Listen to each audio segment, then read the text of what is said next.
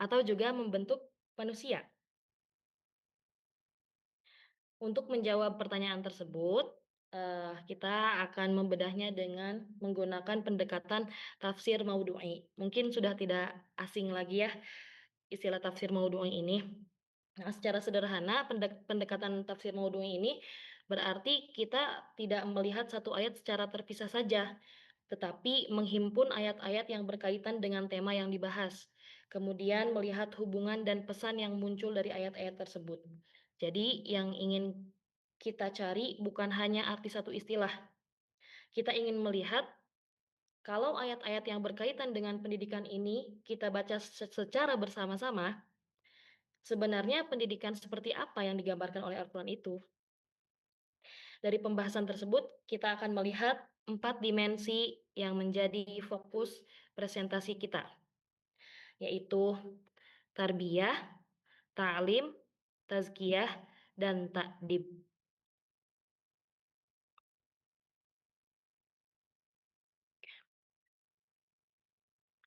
Pada slide ini, kita melihat satu gagasan utama. Pendidikan Qur'ani membentuk manusia secara utuh. Ada 4 istilah yang kita gunakan untuk melihatnya.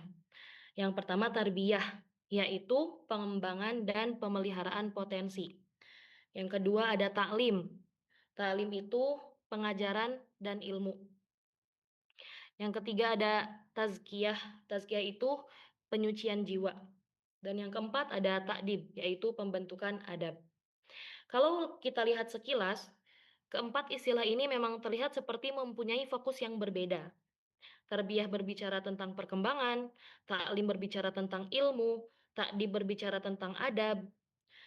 Tetapi justru kalau kita gabungkan, kita mendapatkan gambaran manusia yang lebih lengkap. Misalnya, seseorang mempunyai kemampuan intelektual yang tinggi. Itu bagus. Tapi apakah kemampuan intelektual saja sudah cukup? Jawabannya belum tentu. Karena seseorang juga perlu memiliki jiwa yang baik dan kemampuan menggunakan ilmunya dengan benar. Sebaliknya, kalau seseorang mempunyai niat dan akhlak yang baik, tetapi tidak mempunyai ilmu yang cukup, ia juga bisa kesulitan menentukan tindakan yang tepat. Jadi, pendidikan tidak hanya mengembangkan satu bagian dari manusia. Ada akal yang perlu dikembangkan, ada potensi yang perlu dikembangkan dan dipelihara, ada jiwa yang perlu dibina, dan ada perilaku yang perlu diarahkan. Karena itu, pada bagian ini kita mengatakan bahwa pendidikan Qur'ani berusaha membentuk manusia yang utuh. Dalam slide kita gunakan istilah insan kamil. Bisa dilihat teman-teman insan kamil. Istilah ini bisa kita pahami sebagai gambaran manusia yang berkembang secara menyeluruh. Bukan berarti bukan berarti manusia itu menjadi sempurna secara mutlak seperti Allah. Tetapi manusia mengembangkan potensi kemanusiaannya dengan ilmu, iman, dan akhlak. Karena itu, ada satu kalimat penting di slide. Ilmu tanpa pembinaan jiwa belum tentu menggambarkan pendidikan secara utuh. Artinya, ilmu tetap penting, tetapi ilmu bukan satu-satunya hasil yang dicari. Dan ada satu catatan yang juga penting secara akademik. Takdib tidak tampil sebagai lafaz pendidikan secara eksplisit dalam Al-Quran. Jadi, kita tidak boleh menyamakan kedudukannya secara tekstual dengan taklim dan atau tazkiyah. Takdib lebih tepat dipahami sebagai konsep dalam pemikiran pendidikan Islam. Kemudian, nilai pembentukan adabnya kita lihat melalui ayat-ayat Al-Quran yang relevan. Nah, setelah memahami gambaran umumnya, sekarang kita masuk ke istilah pertama yang insya Allah akan disampaikan oleh Ustadz Iqbal. Kepada Ustadz Iqbal, dipersilakan. Baik, terima kasih Ustazah Farida. Bismillahirrahmanirrahim. Yang pertama yaitu tarbiyah, mendidik dengan proses. Istilah pertama ini adalah tarbiyah, di mana ayat yang kita gunakan adalah di sini ada Quran surat Al-Isra ayat 24. Allah berfirman, wa qur rabbirhamhuma kama rabbayani shaghira.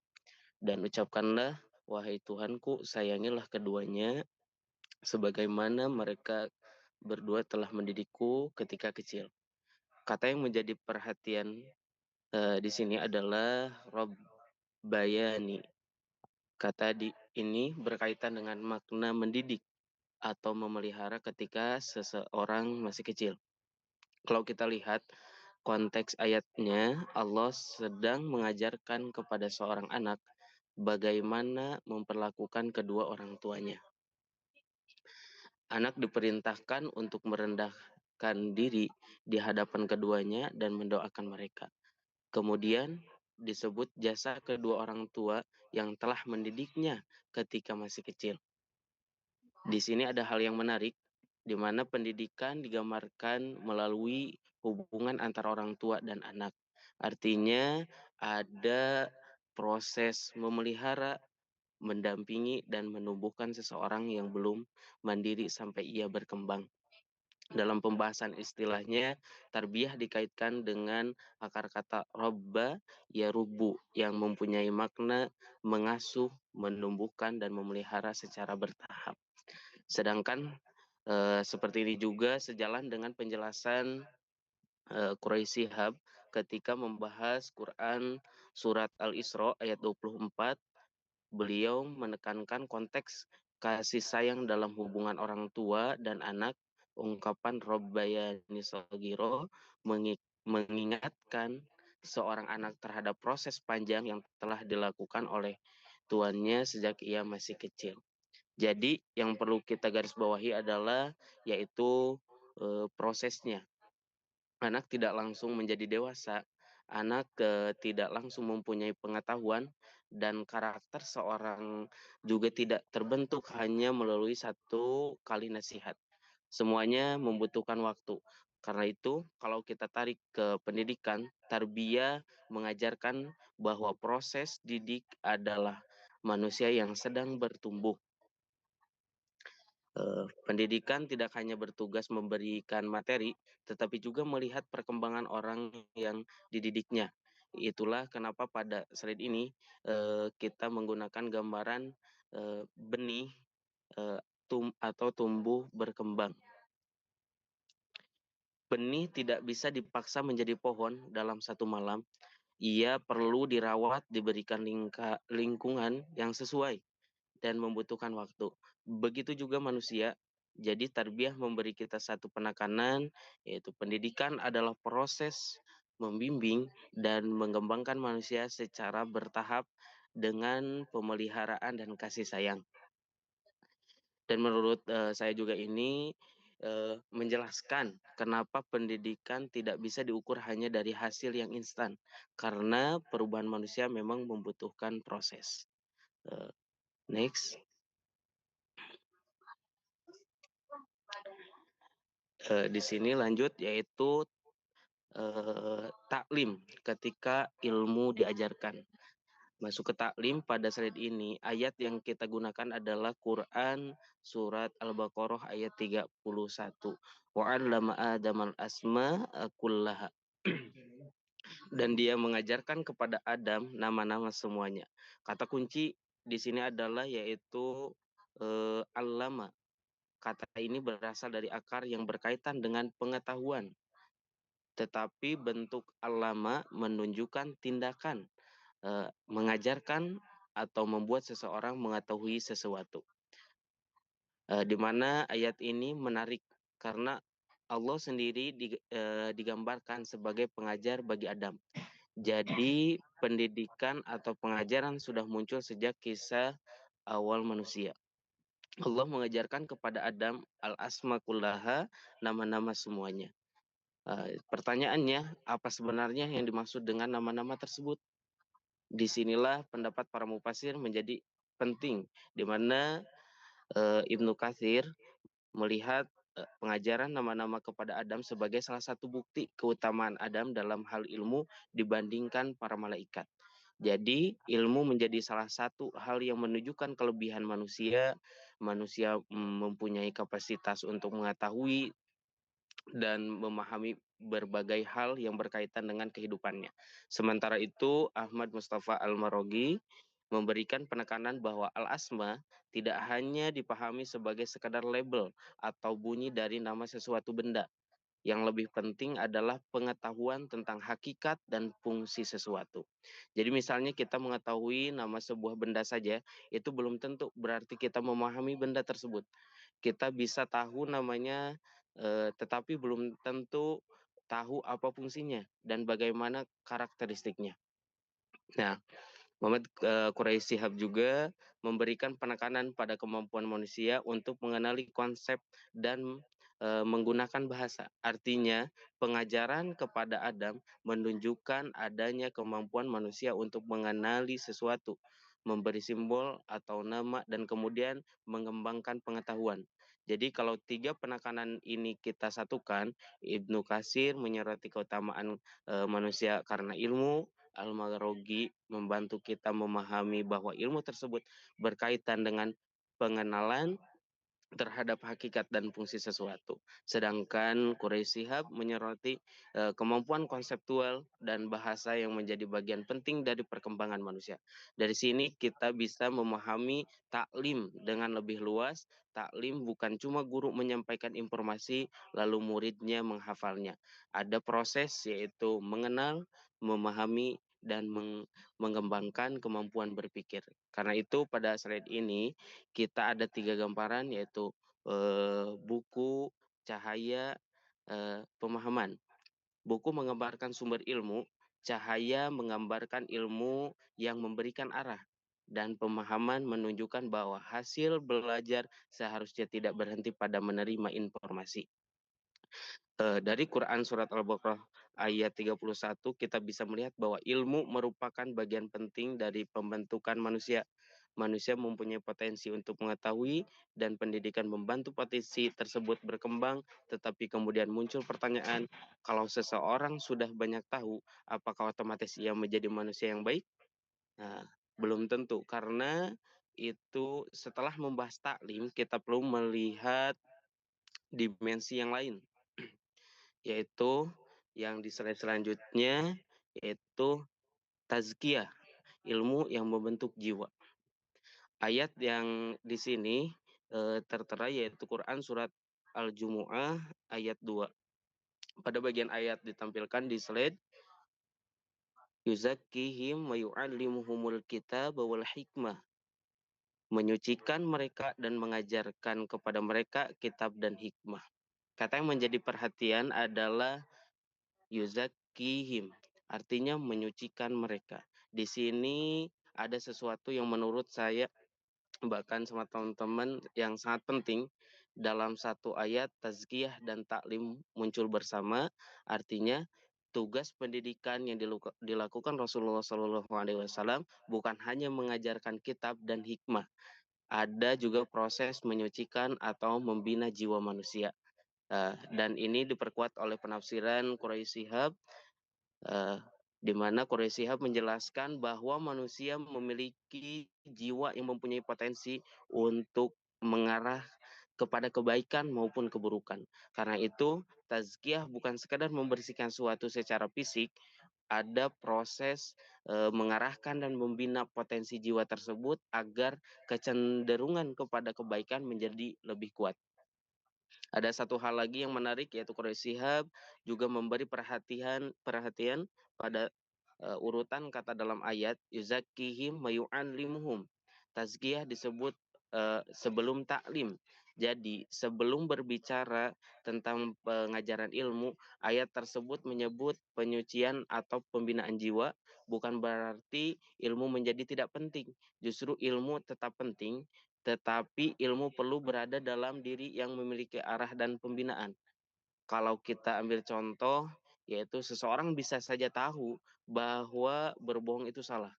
Dia tahu dalilnya, dia bisa menjelaskan hukumnya, tetapi ketika menghadapi keadaan yang sulit, dia tetap memilih berbohong.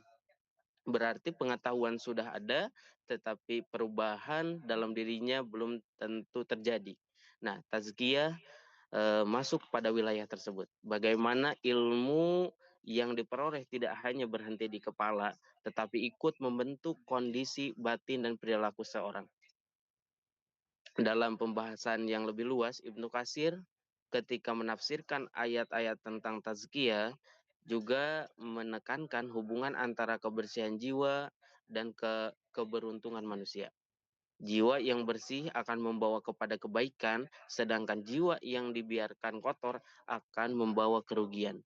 Jadi, kalau kita tarik ke pendidikan, ukuran keberhasilan tidak cukup hanya beberapa banyak ilmu yang sudah dikuasai, tetapi juga apa yang terjadi pada diri seseorang setelah ia mendapatkan ilmu.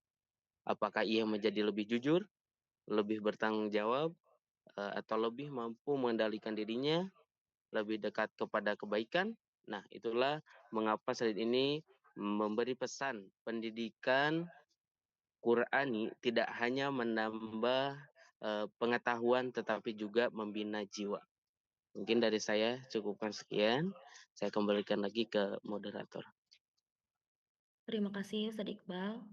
Lanjut pemaparan materinya yang akan disampaikan oleh Ustadz Anton kepada Ustadz Anton dipersilakan.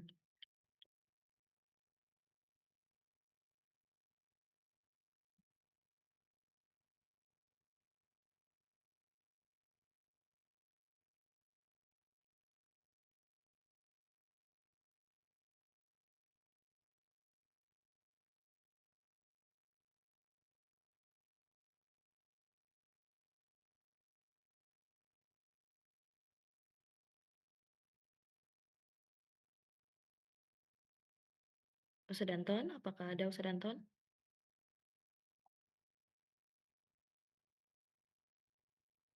Lupa ini yang dari buka, maaf. Udah ngomong dari tadi. Baik. Di sini kita harus berhati-hati dalam menyampaikannya karena tadi lafaz pendidikan yang secara eksplisit digunakan dalam Al-Quran. Jadi kita tidak mengatakan bahwa Al-Quran secara langsung menyebut kata ta'lib sebagai istilah pendidikan. Yang kita lakukan adalah mengambil nilai pembentukan adab yang terdapat dalam ayat Al-Quran dan menghubungkannya dengan konsep ta'dib dalam pemikiran pendidikan Islam. Ayat yang digunakan pada slide ini adalah Quran surat Luqman ayat 17. Ya budaya akim sholata wa bil ma'rufi wa nahy anil munkar wasbir 'ala ma asabak. Wahai anakku, laksanakanlah sholat, suruhlah manusia berbuat yang ma'ruf dan sejahtera mereka dari yang mungkar dan bersabarlah terhadap apa yang kamu. Kalau kita lihat isi nasihat Luqman ini ada beberapa nilai yang langsung terlihat. Yang pertama, iman dan hubungan dengan Allah Subhanahu wa taala yang tercermin melalui perintah sholat. Kedua, tanggung jawab moral, yaitu mengajak kepada yang ma'ruf dan mencegah kemungkaran. Ketiga, itu kesabaran, karena Luqman juga mengajarkan anaknya untuk bersabar terhadap apa yang dialami. Jadi pendidikan yang digambarkan di sini tidak berhenti pada anak tahu apa itu sholat. Anak diarahkan untuk melakukan sholat. Tidak berhenti pada tahu mana yang baik dan mana yang buruk, tetapi juga diarahkan untuk mengajak kepada kebaikan dan mencegah kemungkaran.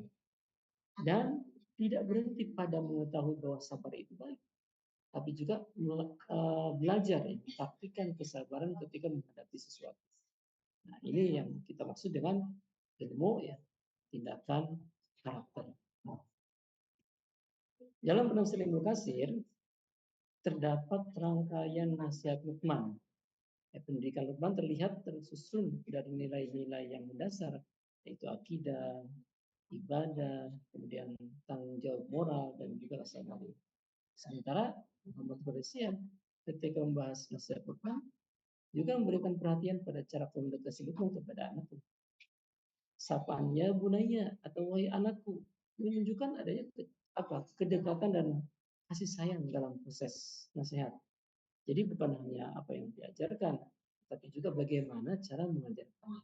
Ini penting karena pendidikan adab tidak akan efektif kalau dilakukan dengan cara yang justru merendahkan peserta didik. Maka dari ayat ini kita bisa melihat bahwa pendidikan harus sampai pada tahap pengamalan dan pembentukan karakter. Seorang tidak cukup hanya mengetahui bahwa sholat itu wajib, ia harus menjalankan.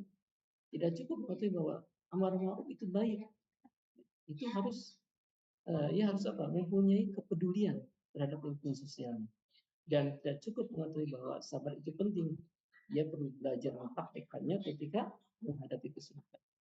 Jadi kalau taklim membawa manusia kepada mengetahui, maka taklim membawa ilmu tersebut kepada cara bersikap dan bertindak dengan benar. Itulah yang dimaksud yang sudah kita tadi, yaitu ketika ilmu menjadi adab. Next.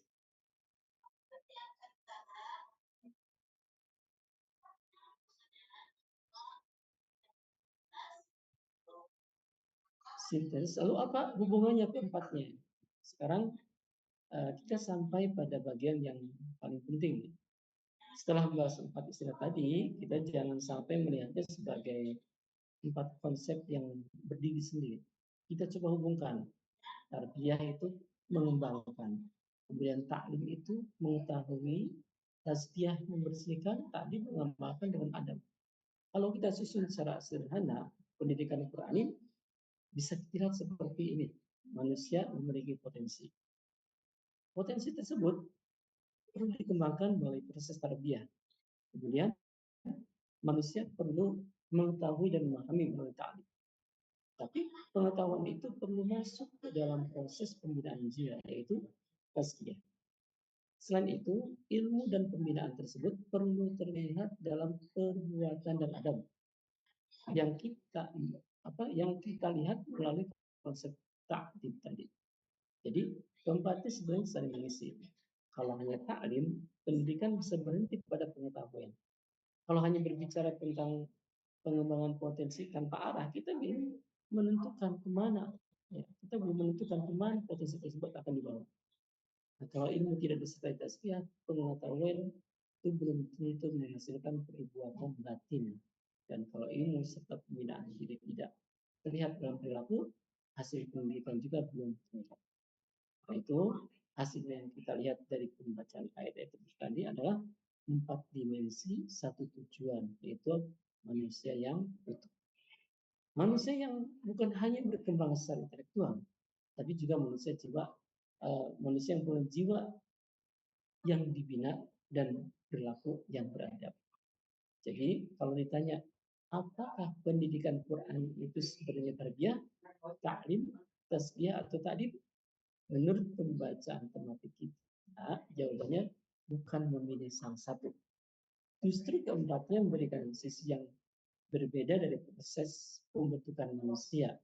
Tarbiyah menjelaskan proses pertumbuhan, taklim menjelaskan proses memperoleh ilmu, kemudian tazkiyah menjelaskan pembinaan jiwa, dan ta'dib menjelaskan bagaimana ilmu dan nilai itu diwujudkan dalam perilaku. Jadi pendidikan Qur'ani menyatukan ilmu, perkembangan potensi, pembinaan jiwa, dan juga akhlak. Next. Apa artinya bagi pendidikan hari ini? Sekarang kita coba ya, tarik pembahasan tadi ke pendidikan yang kita jalani sekarang. Yang pertama, bukan sekedar nilai. Prestasi akademik memang penting. Ya, nilai tetap penting karena menunjukkan adanya proses belajar. Tapi nilai bukan satu-satunya ukuran. Karena seorang bisa mendapatkan nilai tinggi tetapi belum tentu mempunyai karakter yang baik. Maka pendidikan perlu berjalan bersama pembentukan karakter yang tepat. Kemudian yang kedua, manusia yang utuh. Peserta didik itu bukan hanya objek yang tinggal menerima informasi dan dari guru. Mereka mempunyai potensi apa? Kemampuan berpikir, kondisi emosional, jiwa dan karakter yang semuanya perlu diperhatikan. Ini sesuai dengan gambar tarbiyah dan tazkiyah yang sudah kita bahas tadi. Dan yang ketiga, ilmu dan moral. Kemampuan intelektual perlu diarahkan oleh nilai. Seorang yang punya ilmu tinggi justru perlu semakin bertanggung jawab dalam menggunakan ilmunya. Karena ilmu yang besar tanpa moral itu bisa digunakan untuk hal yang tidak baik juga. Dan yang keempat, pendidikan adalah proses. Pembentukan manusia tidak terjadi secara instan. Karakter tidak bisa dibentuk hanya dengan satu pelajaran. Kita membutuhkan pembiasaan, membutuhkan contoh, bimbingan, pengulangan yang terus berulang dan lingkungan yang mendukung. Nah, ini kembali kepada makna tarbiyah sebagai proses pertumbuhan secara bertahap. Kalau kita tarik kehidupan kita sendiri sebagaimana sebagai kita sekarang mahasiswa ya, sebenarnya pertanyaannya menjadi cukup dekat. Kita sudah mendapatkan banyak ilmu di kampus, sudah semester 5 nih. Kita membaca, kita diskusi, kita mengerjakan tugas, belajar dari dosen. Tapi apakah pendidikan kita hanya berhenti pada pertambahan pengetahuan atau ilmu tersebut juga membuat kita menjadi lebih bertanggung jawab, lebih jujur, lebih menghargai orang lain dan lebih mengendalikan diri. Karena itu di selanjutnya ada satu pertanyaan. Jika pendidikan hanya membuat seorang pintar, tetapi tidak membuatnya beradab, apakah pendidikan itu sudah berhasil? Menurut kami ya, pertanyaan ini bukan berarti nilai akademik tidak penting. Justru nilai dan ilmu tetap penting dua-duanya. Tetapi dari seluruh pembahasan kita, keberhasilan pendidikan tidak cukup hanya dilihat dari aspek tersebut. Ada sisi lain yang juga harus diperhatikan, yaitu bagaimana ilmu tersebut membentuk manusia. Nah, selanjutnya, Ibu Moderator.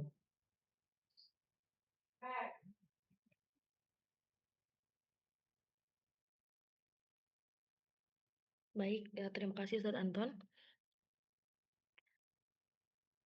Kita sudah sampai pada bagian yang terakhir ya teman-teman. Dari pembahasan tadi, kita bisa melihat bahwa pendidikan dalam perspektif Al-Quran memiliki cakupan yang cukup luas. Tarbiyah memberikan gambaran pendidikan sebagai proses mengembangkan dan memelihara potensi manusia secara bertahap. Hal tersebut kita lihat dari Quran Surah Al-Isra ayat 24 melalui kata Robbayani. Kemudian ta'lim. Ta'lim menunjukkan pentingnya pengajaran dan ilmu. Dalam Quran Surah Al-Baqarah ayat 31, Allah mengajarkan kepada Adam nama-nama. Imam Ibnu Katsir melihat pengajaran tersebut sebagai salah satu bukti keutamaan manusia karena ilmu. Imam Al-Maraghi memberikan penekanan bahwa al-asma tidak hanya sekadar nama atau label, tapi berkaitan dengan hakikat dan fungsi sesuatu. Sedangkan Profesor Quraisy Shihab melihat adanya kemampuan bahasa dan konseptual yang menjadi bagian dari potensi manusia. Kemudian ada tazkiyah. Tazkiyah menunjukkan bahwa pendidikan juga menyentuh sisi jiwa. Dalam Quran Surah Al-Jumu'ah ayat 2, penyucian jiwa disebut bersama dengan pengajaran kitab dan hikmah. Profesor Quraisy Shihab menjelaskan pentingnya pembinaan jiwa karena manusia memiliki potensi untuk mengarah kepada kebaikan ataupun keburukan.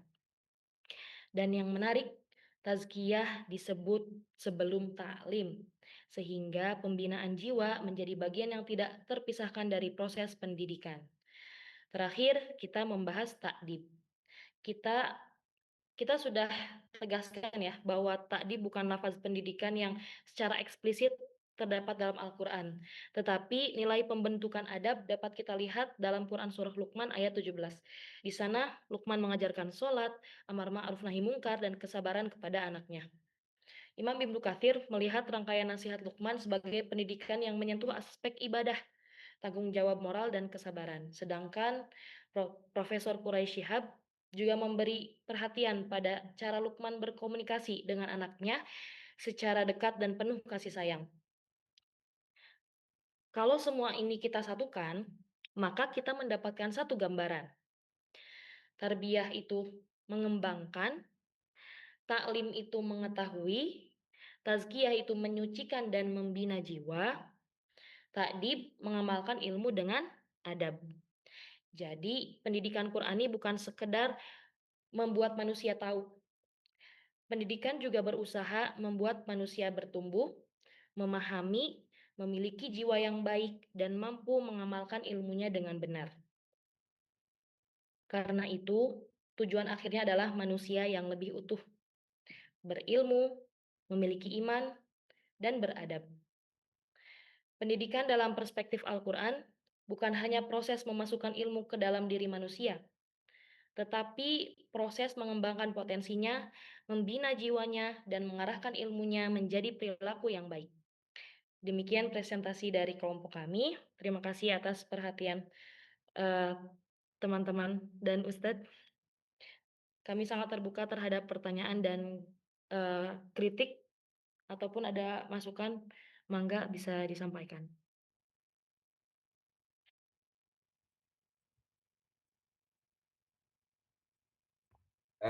Izin bertanya ya.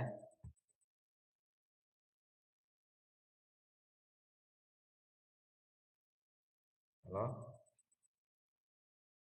Iya, silakan. Puan ya, ini tadi kan saya ada mendengar sedikit ya. Nah, ini ada mau pertanyaan nih dikit nih. Nah, misal jika satu generasi dididik dengan terminologi Al-Quran secara utuh gitu. Nah, maka apa yang misal kita bayangkan tentang 20 tahun ke depan Indonesia ini seperti apa?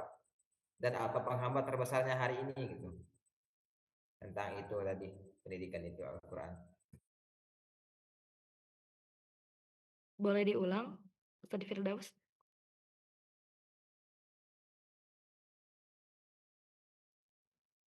Misal jika satu generasi dididik dengan terminologi Al-Quran secara utuh. Nah, dalam jangka 20 tahun ke depan, Indonesia ini apakah ada perubahannya itu seperti apa gitu? Dan apa penghambat terbesarnya hari ini kurang terwujudnya itu? Baik, terima kasih atas pertanyaannya. Kita ini dulu ya. Kita tampung dulu. Ada pertanyaan lagi? Izin bertanya, Ustazah. Ya, silakan. Sudah. Kalau misalnya ini tarbiyah kan tadi pengembangan potensi manusia yang bertahap ya. Kalau pendidikan yang mengesampingkan aspek spiritual itu tetap memenuhi kriteria tarbiyah dalam ini arti Quran atau enggak? Gimana, sudah?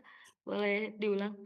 Tarbiyah itu bermakna pengembangan potensi manusia secara bertahap gitu ya. Terus Ya. apa pendidikan yang mengesampingkan aspek spiritual itu tetap memenuhi kriteria pengertian dalam Al-Quran?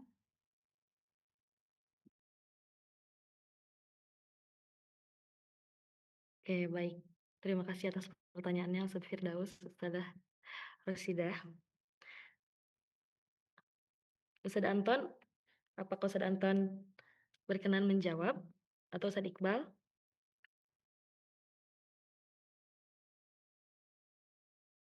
Boleh satu lagi pertanyaan? Boleh, Ustadz. Mangga, Ustadz. Baik, terima kasih atas waktunya. Tadi disampaikan bahwa eh, ada 4T ya dalam rangka membentuk karakteristik generasi Qurani ya. Di antaranya adalah tarbiyah, taklim, tazkiyah, dan ta'dib. Seringkali kalau kita dihadapkan fenomena saat ini bahwa para penuntut ilmu itu kurang sekali ya tentang adab. Kenapa? Karena dari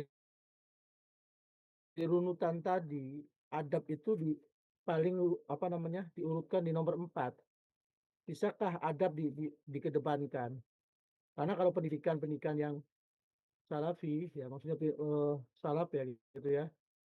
Itu kan mereka lebih mengedepankan pada aspek takdib, adab dulu baru nanti dikembangkan ilmu. Ya. Kalau orang tarbiyah dulu ya, kemudian adab dibelakangkan, seringkali para penuntut ilmu itu kurang menghormati terhadap ilmu yang dia dapatkan. Seringkali banyak kejadian ya, murid kurang ihtiram terhadap gurunya. Itu karena adabnya dikebelakangkan. Beda dengan kondisinya adab dikedepankan terlebih dahulu. Jadi ketika seorang penuntut ilmu itu dia mempelajari adab terlebih dahulu, maka dia secara otomatis ya, ilmunya itu akan mengikuti adab-adab yang sudah dipelajari terlebih dahulu. Ya, bisa nggak dibalik gitu ya? Kalau tadi kan tarbiyah, kemudian taklim, tazkiyah, dan ta'dib. Nah, sekarang dibalik, ta'dib dulu, kemudian tazkiyah, baru taklim, dan yang terakhir tarbiyah. Baik, terima kasih Ustaz Rusdi pertanyaannya.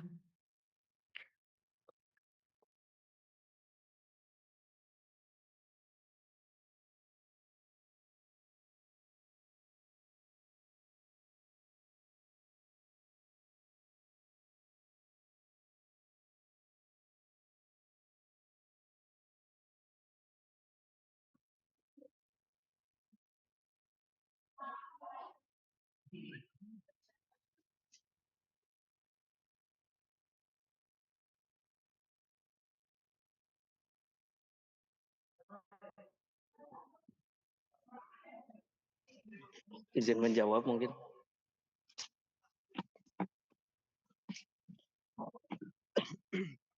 Yang pertanyaan Ustadz Firdaus.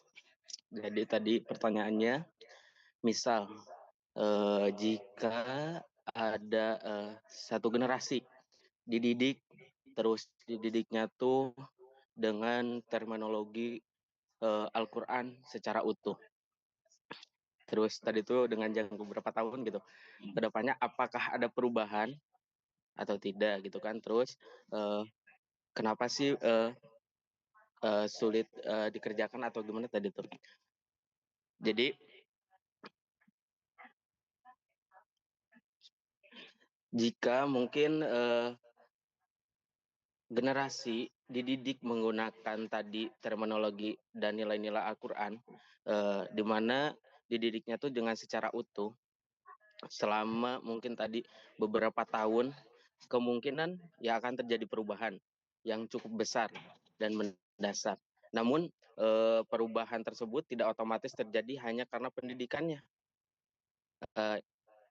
yaitu menggunakan istilah Al-Quran, istilah-istilah Al-Quran yang paling menentukan adalah apakah cara mendidik atau tersebut benar-benar dipahami, dihayati, dan diterapkan dalam kehidupan sehari-hari. Mungkin yang susahnya sih itu. Kalau misalkan sudah dipahami, terus dihayati, dan diterapkan dalam kehidupan sehari-hari, jangankan menunggu beberapa tahun gitu. Mungkin besoknya juga udah langsung bisa berubah gitu. Tapi mungkin untuk merubah suatu kaum itu gimana kaumnya atau kembali lagi kepada dirinya. Kalau misalkan merekanya siap menerima didikan tadi, mungkin ya insya Allah jangankan bahkan 20 tahun atau beberapa tahun, mungkin bisa lebih cepat.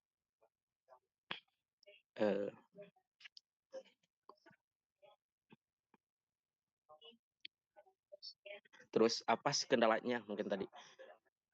Terus karena di mana pendidikan tidak hanya berasal dari sekolah, anak juga belajar dari keluarga, teman, terus media sosial, lingkungan, dan orang dewasa.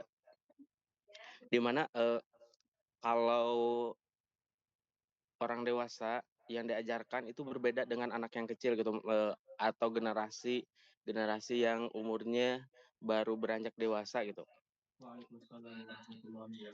Jadi mungkin agak beratnya juga di sananya, apalagi sekarang tantangan sekarang gitu kan, dari media sosial, dari teman atau lingkungan juga, bahkan keluarganya pun sangat mempengaruhi dalam pendidikan tersebut mungkin. Mungkin semoga pertanyaannya terjawab. Mohon maaf kurang lebihnya. Baik, saya coba menjawab yang kedua ya. Dari siapa tadi pertanyaannya?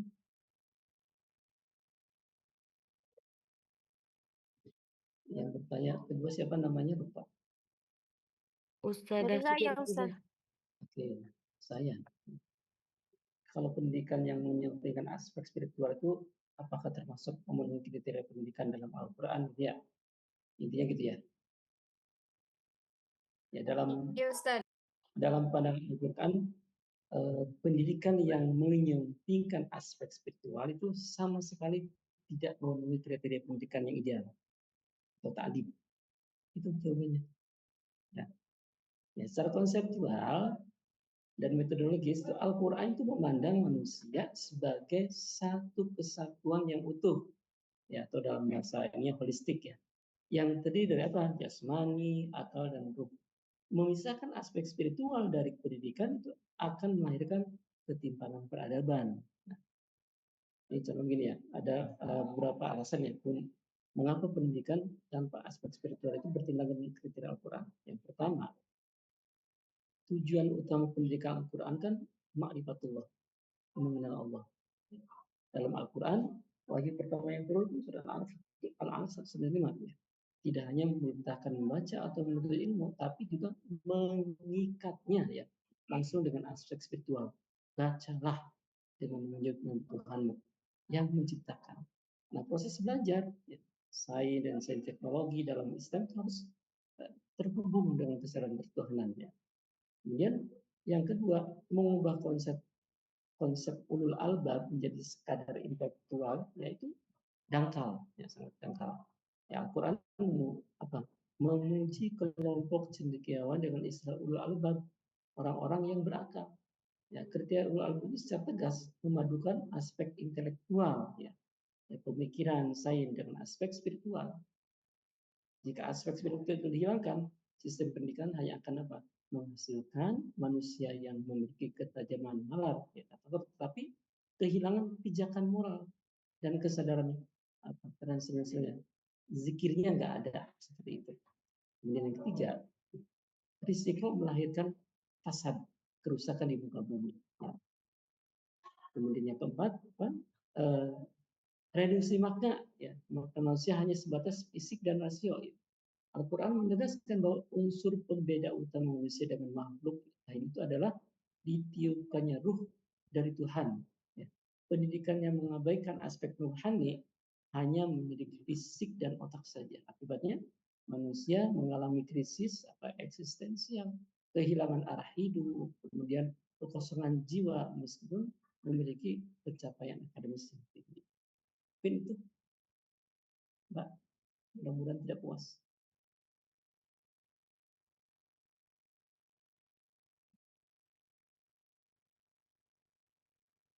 Ya, sebagai tambahan mungkin apa pendidikan yang apa memisahkan aspek spiritual itu mungkin berhasil ya menghasilkan manusia yang cerdas ya secara intelektualnya, tetapi secara teknis ya bukan menurut kriteria Al-Quran sistem tersebut dianggap apa parsial atau cacat ya, karena gagal membimbing manusia mencapai potensi kemanusiaannya yang paling utuh, yaitu apa menjadi hamba Allah yang berakhlak mulia dan membawa rahmat bagi alam semesta.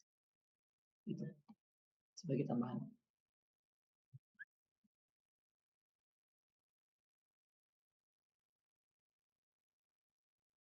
Terus, maka Ustazah Farida jawab yang dari Pak apa tadi?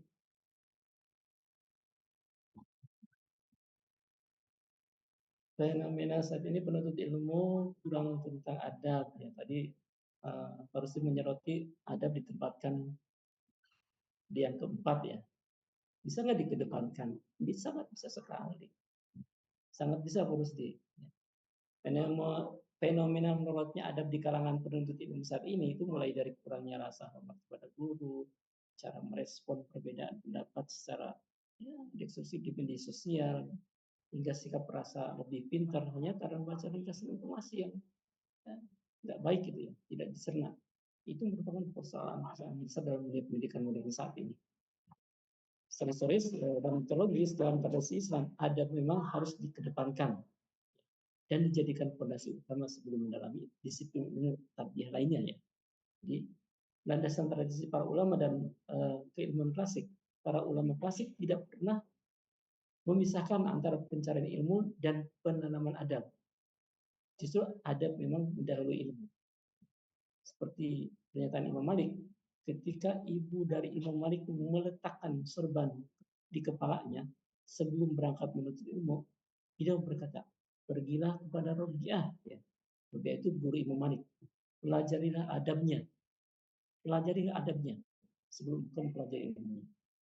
Kemudian Al-Khatib Al-Baghdadi ini dalam karya klasiknya di Al-Jami' Al-Akhlaq Al-Rawi wa Adab As-Sami menekankan bahwa adab adalah wadah dan bagi ilmu. Jika wadahnya retak, jika wadahnya kotor, ilmu yang dituangkan ke dalamnya juga akan tumpah atau terkontaminasi menjadi kotor. Kemudian Abdullah bin Mubarak pernah menyampaikan, kami mempelajari adab selama 30 tahun dan kami mempelajari ilmu selama 20 tahun. Berarti lebih banyak adab yang dipelajari sebelum ilmu. Ya, 30 tahun, sedangkan ilmu 20 tahun. Seperti itu. Nah, terus mengapa adab harus menjadi syarat mutlak sebelum ilmu? Ya, pertama, adab sebagai penjaga integritas intelektual. Kemudian itu membuka kapasitas penerimaan diri. Kemudian menjamin kelanjutan transfer pengetahuan. Dan mengapa fenomena krisis adab terjadi saat ini? Itu karena apa? Kemudahan akses internet contohnya saat ini membuat ilmu pengetahuan dapat diakses tanpa perlu berhadapan langsung dengan guru. Nah ini yang terjadi saat ini. Kita juga main ya internet tapi dengan saat ini adanya AI tinggal ketik ya seperti satu yang bertanya saat ini saya yakin dari AI juga gitu. Kemudian sistem pendidikan modern ya berfokus pada kuantitas materi, pencapaian akademis ya dan sertifikasi ketimbang penyucian jiwa dan bentukan karakter pasien. Dan itu harus mudah-mudahan barangkali pasti punya jawaban yang lebih baik melihat.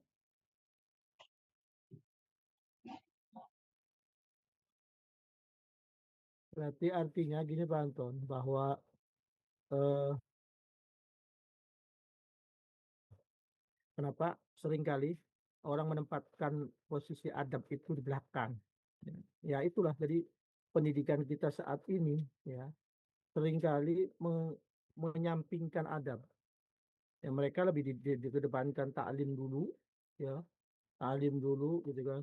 Nah, adab dikebelakangkan sehingga seringkali banyak murid yang tidak hormat terhadap gurunya gitu kan.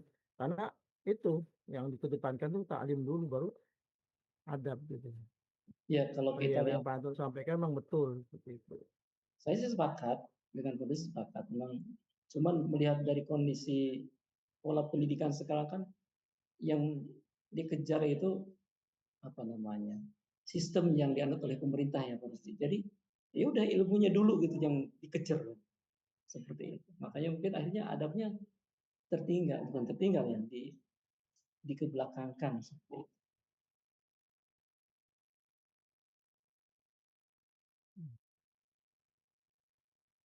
Ya,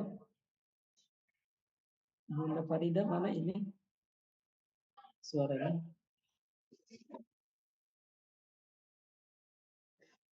Mungkin izin menambahkan yang pertanyaan Ustadz Rusdi terkait mungkin tadi taklim atau adab dulu gitu.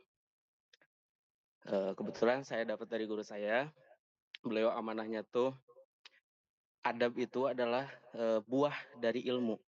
Seorang tidak bisa beradab kalau misalkan tidak tahu dengan ilmunya. Mungkin lebih terkhusus mungkin kalau misalkan di sekolah mah anak-anak mungkin kurangnya memperkenalkan ilmu tentang adab mungkin gitu. Karena udah saya mengatakan tuh adab itu adalah buahnya dari ilmu. Seorang tidak bisa berilmu, tidak bisa beradab karena dia belum tahu ilmunya. mungkin kalau di sekolah-sekolah mengedepankan ilmu tuh mungkin ilmu adabnya karena tidak dipelajari. Mungkin kalau misalkan tadi kita berdampingan dengan kayak tadi yang pertanyaan Ustadz yang pertama, yaitu apakah kemungkinan besar akan ada perubahan dalam cara apa sih kalau misalkan tadi tuh dengan cara terminologi Quran dengan secara utuh gitu kan. Mungkin dalam Al-Quran di mana adabnya sudah diajarkan gitu kan. Mungkin bakalan makanya apa ya? Makanya seorang tuh ya tadi kembali lagi tidak bakalan bisa beradab kalau dia tidak tahu ilmu-ilmu tentang adab. Jadi adab itu buah dari ilmu yang kita pelajari dan diamalkan. Seperti kita melihat seorang yang mencari ilmu, oh ini mah seorang pencari ilmu mah dia beradab gitu, bahasanya bagus, tata keramanya bagus. Jadi hasil dari pelajarannya gitu. Mungkin yang tadi Pak Rusdi mungkin yang karena kurangnya mungkin pelajaran tentang adabnya mungkin. Mungkin hanya itu saja yang saya dapat sampaikan. Baik, Ustaz, sebentar ya. Kalau saya menyoroti tentang kenapa adab dikedepankan, sebetulnya adab ini sudah ditanamkan ya oleh ibu kita ya. Karena kenapa ibu kita dikatakan madrasatul ula ya, bahwa ibu itu adalah pendidikan yang awal, yaitu sebagai modal untuk adab diterapkan di awal. Kenapa? Karena di saat anak masih kecil itu kan dia belum mengetahui ilmu ya, karena di dalam Imam Syafi'i juga pernah berkata bahwa ta'alam pada mar'u yuladu aliman. Belajarlah bahwa setiap manusia yang dilahirkan itu tidak berilmu. Nah, dengan cara orang tua sebagai ibu adalah madrasatul ula ya, itu dia menanamkan adab dulu kepada anaknya dengan gaya bahasa yang sopan santun. Ya, seringkali anak itu ketika sudah besar dengan pola bahasa yang tidak santun, karena dari kecilnya memang orang tua tidak pernah mengajarkan bahasa-bahasa yang sopan santun. Nah, dengan bahasa itu kan berarti merupakan karakteristik ataupun adab dari sejak dini gitu. Jadi bukan ilmu dulu, tapi adab dulu kedepankan. Nanti ilmu akan mengikuti dengan adab yang sudah. Ya itu sih menurut saya. Mangga yang lain. Iya betul ya tadi al-um madrasatul ula gitu kan.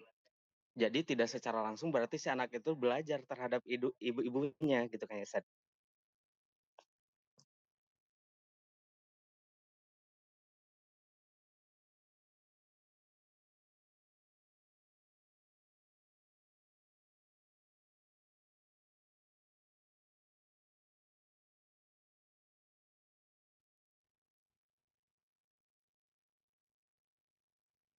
Ustadz, menurut Farida ya Ustadz, ini sangat berkaitan dengan presentasi kami tadi. Susunannya kan tarbiyah dulu ya Ustadz. Nah, tarbiyah itu kan eh, pengajaran di proses awal gitu ya, di tahapan tumbuh. Nah, yang mungkin yang lebih berperan ini lebih ke seorang ibu. Nah, mungkin ini masuk ke proses awal gitu. Dan di akhirnya, jadi Farida setuju, takdim itu bisa diletakkan di awal ya, kalau emang penekanannya pengen adab sebelum ilmu.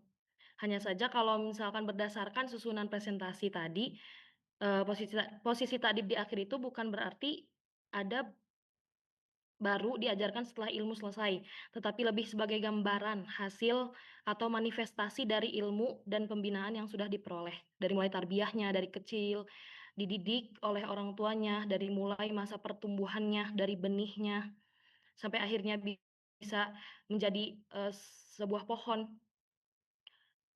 Seperti itu Ustaz, contohnya gitu Ustaz. Jadi manifestasi bentuknya.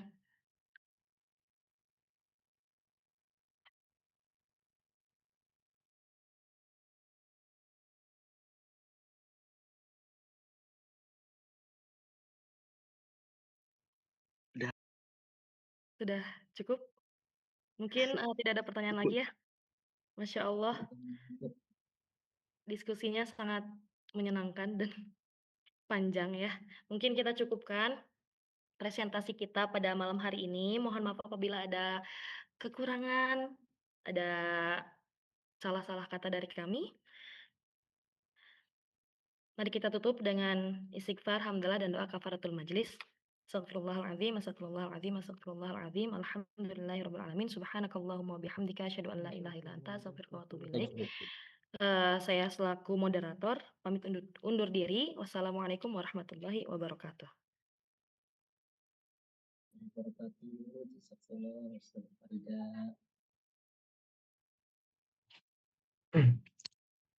Ya, baik, terima kasih kepada petugas ya, presenter atau presentator untuk presentasinya ya.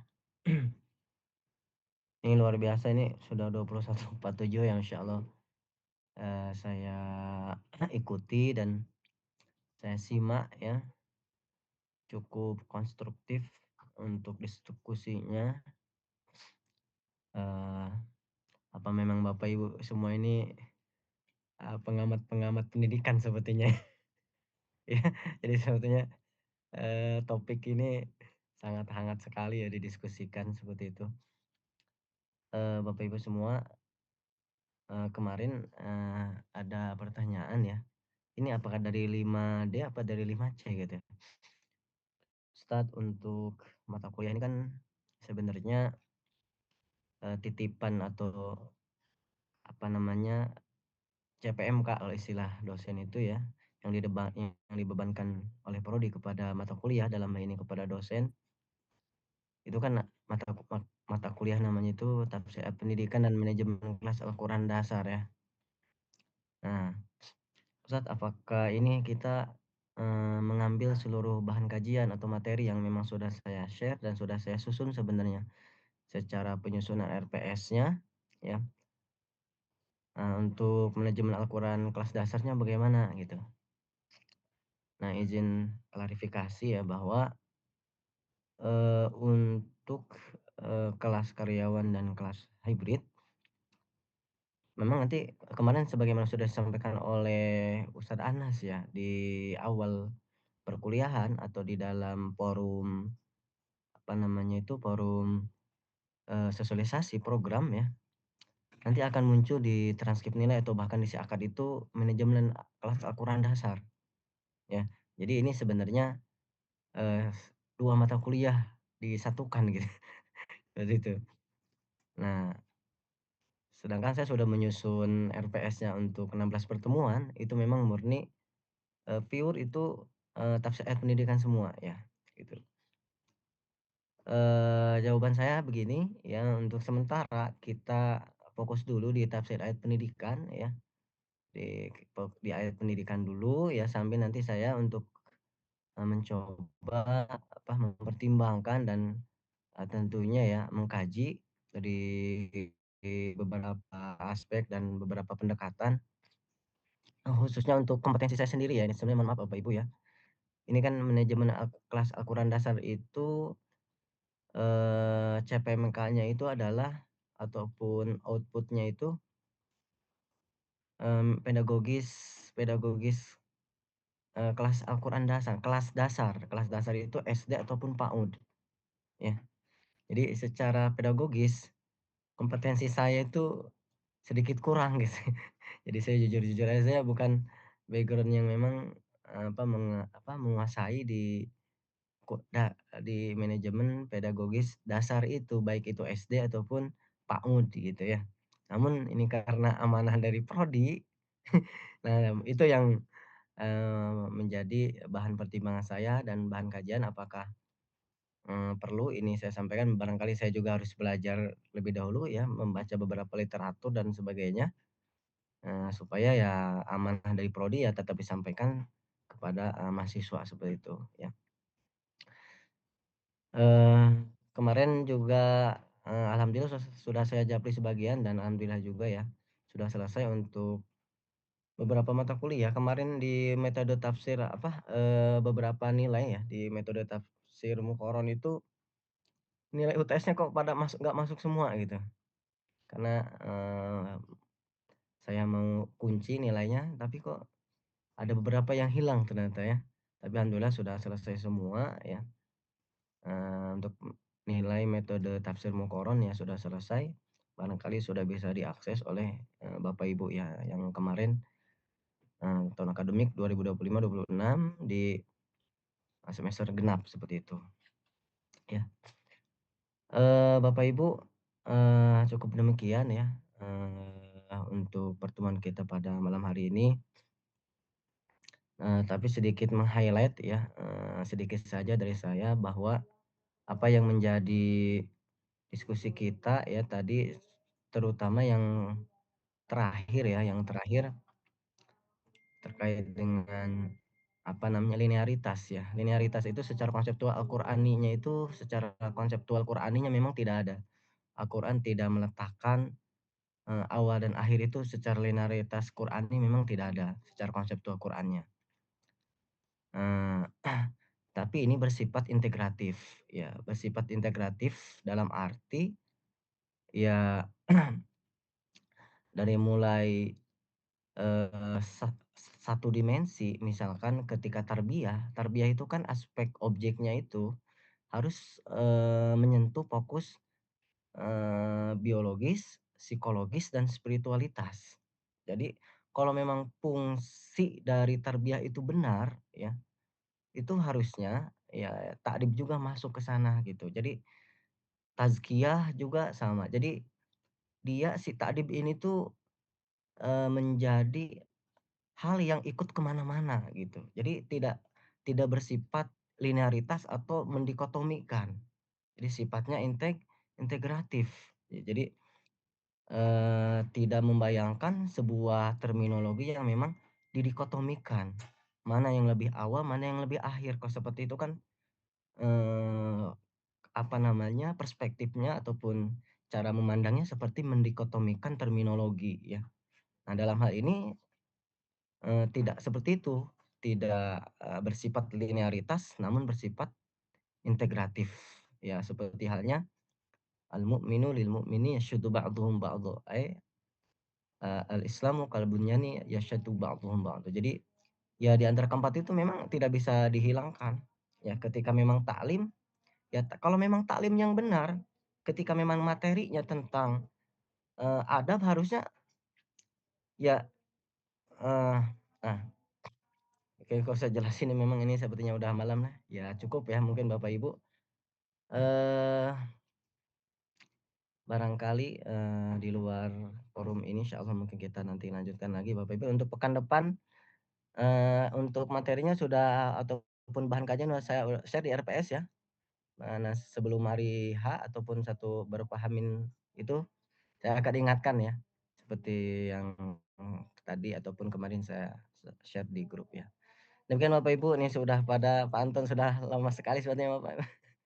Ya, besok masih ada lagi ya perjuangan kita, Masya Allah, mujahadah Bapak Ibu semua mudah-mudahan, dibalas Allah Subhanahu wa taala dengan ilmu yang bermanfaat, tidak sia-sia belajar sampai malam, amin Allahumma amin. Supaya lebih berkah kita tutup dengan mengucapkan hamdalah dan waqibatul majelis. Alhamdulillahirabbil alamin. Subhanakallahumma wabihamdika asyhadu an la ilaha illa anta astaghfiruka wa atubu ilaik. Al-'afwu minkum. Assalamualaikum warahmatullahi wabarakatuh. Waalaikumsalam warahmatullahi wabarakatuh. Jazakumullah khairan katsiran Ustaz. Warahmatullahi wabarakatuh.